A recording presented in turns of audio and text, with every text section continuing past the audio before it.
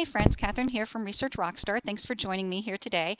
I'd like to talk today about qualitative specifically, and I'm a big fan of both qualitative and quantitative data. There's no secret about that. But one of the things about qualitative data that we often come into as a bit of an issue is that we put a lot of time and effort into planning the qualitative research, whether it's focus groups or in-depth interviews or ethnographies or online qual. There are so many different options these days. But we have a tendency to put a lot of thought and effort into planning and recruiting and actually collecting the data, as it were. Unfortunately, I often see cases where not as much time has been spent on how we're actually going to plan the written report, because most qualitative research projects do end with some sort of written report. It may be a short form report or a long form report, but unfortunately, we don't always take as much time as we could to really plan that fantastic report. And there's a good reason for it. It's really hard. In fact, there are a lot of reasons why writing a great qualitative research report is hard. So let's talk about 7 reasons. 7 reasons why writing qualitative reports is hard, especially when we're trying to write great reports. So there are some issues here that are familiar. For example, we know that qualitative data is very complex. So not only are we trying to report unstructured data, the nature of qualitative data, but we've got really complex data these days. Very often, qualitative data these days can include text, audio, images, or video. Again, depending on what the methodology is. So it can be really, really complex. We also know that qualitative data is very messy. There's a lot of messiness. The raw data that we collect from qualitative research methods is often in multiple formats and different file types. And so just literally bringing together all of this data so that I can get my arms around it can be really difficult. Also, with qualitative data, we have to deal with inconsistencies. Not every person answers the same exact question. Not every person interprets every question the same way. And even in observational methods, if we're doing ethnographic research or other observational methods, there's also inconsistencies there too, just by how different people behave in different situations we may be observing them in. In online qualitative techniques, we also have challenges because people comply with instructions differently. For example, if you've tried any of the mobile ethnography or self-ethnography applications like Dscout or Indemo, I love these applications.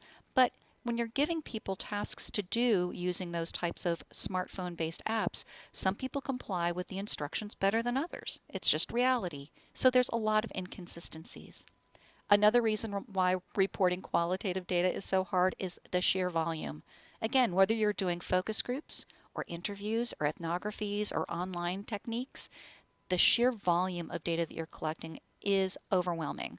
When people do survey research, it's a lot easier, right? So when I'm doing survey research, I'm pretty much automatically creating charts and graphs that help me to visualize and explore my data. Not true with qual. I have sheer volumes of data that I have to deal with. Another issue with qualitative reporting is that it is context sensitive. When we are writing up our qualitative research reports, we have to put a lot of thought and effort into understanding context.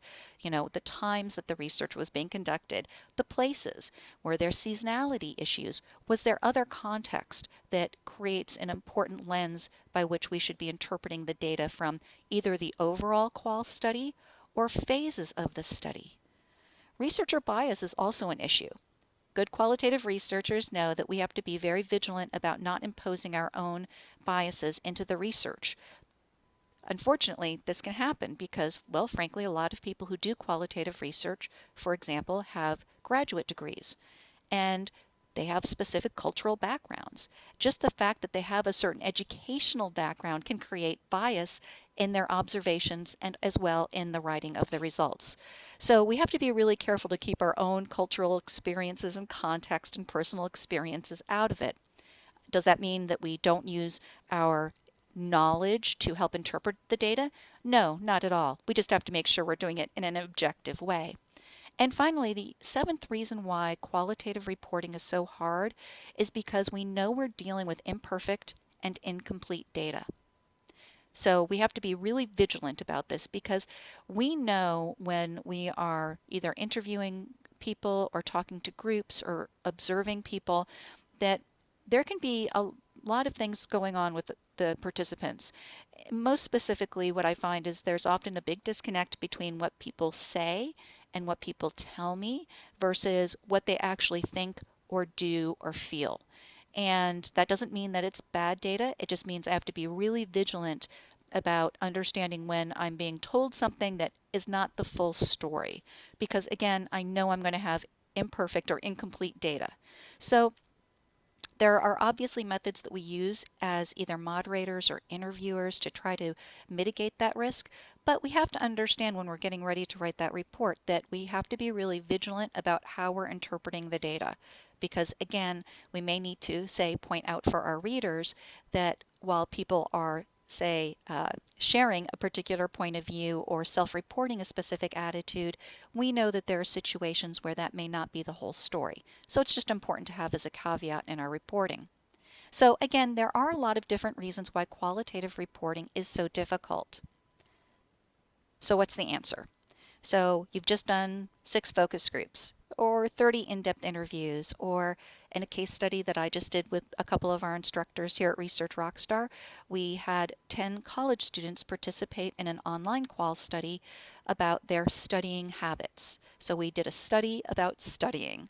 And in all of these cases, we need a way to approach the report writing process. And again, I feel like there's a lot of great articles and books about research methods for qualitative research. There's a lot less information out there about what's the best approach to writing qualitative research reports. And again, it really is very difficult.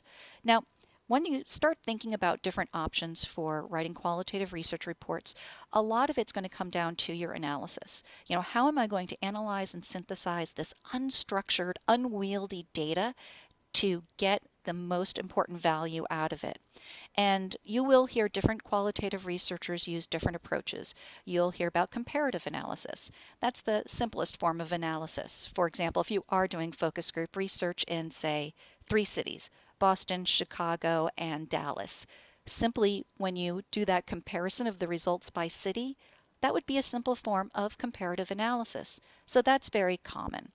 Then you'll hear other qualitative researchers refer to framework analysis or grounded theory, which ultimately have to do with different ways of extracting value from the data using different types of coding approaches. There are also researchers, including myself, who like to do visual exploration. Now, visual exploration of quantitative data is something that a lot of people have written about, and if you go to Google Scholar and you search for visual exploration of quantitative data, you'll find tons and tons of articles. Not so true on the qualitative data side, but on the qualitative data side, there are methods that we use related to using diagrams and frameworks to visually display your qualitative research results. Now, by the way, there are other types of analysis that you can get into, and you'll definitely see, especially with more academic researchers or people doing large-scale health-related qualitative studies. For example, you'll hear of researchers using things like semiotics, narrative analysis, and then just various forms of techniques to get to counting, say, the themes or words or responses in a large-scale qualitative study. What I'd like to do is just share with you one thing that I like to do that you can use as an example of visual exploration of qualitative data. So one of the things I like to do is I like to use diagrams. And I'm going to put a link to this diagram for the people who are looking at this audio only or listening to this audio only.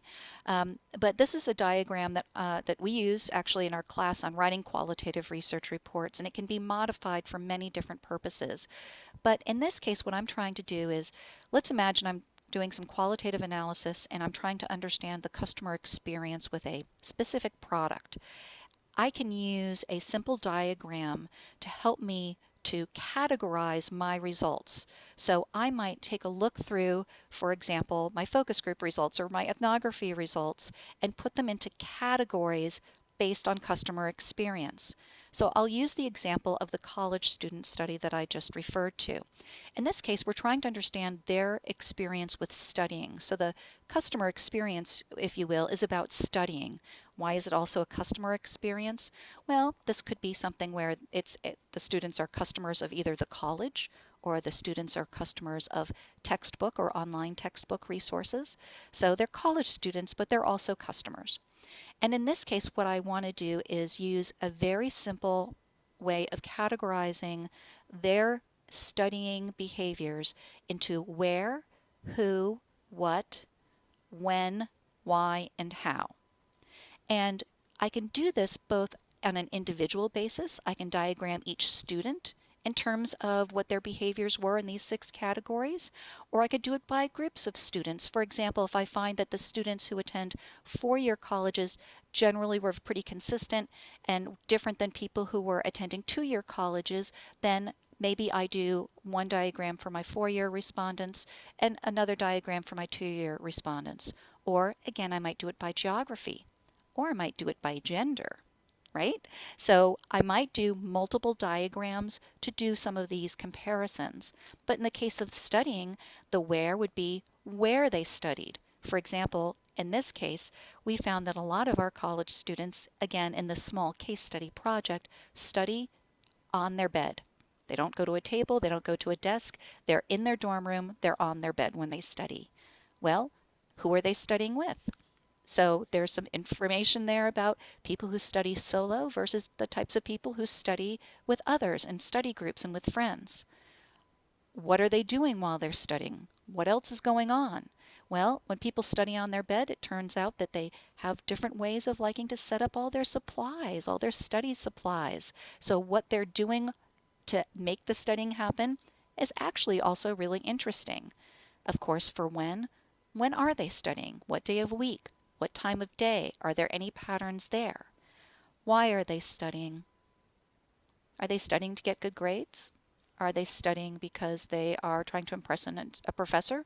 Are they studying because they just want to make sure that they get a good enough grade that they can pass? So, what's the motivation there? Is there something there that I can extract? And anything about how. How are they studying? Are they studying using a book, an online resource? Are they studying by making flashcards? If they're using flashcards, are they using physical flashcards or are they using electronic flashcards?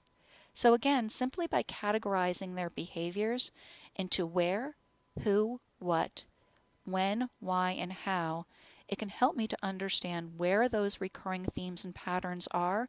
And by categorizing it that specifically, it also gives me a meaningful way to do some comparative analysis, again, perhaps by gender or location, college type, or maybe major. Simply by creating a diagram, it gives me an opportunity to create a structured approach to the analysis. And this does help me to write my research report. If I really have some forms of structured analysis like this for really synthesizing this unwieldy qualitative data, it's going to help me to make sure that I'm doing a very thorough, objective, unbiased reporting of the qualitative data. Without a structured approach, or without a thoughtful approach, even without a visual approach, even if you don't use a diagram, but having some sort of structured approach does provide a way of writing a great qualitative research report. In contrast, if you have a qualitative researcher who's writing their report basically by recall of what they saw, there's too much risk that it's going to be incomplete and frankly not very thoroughly analyzed.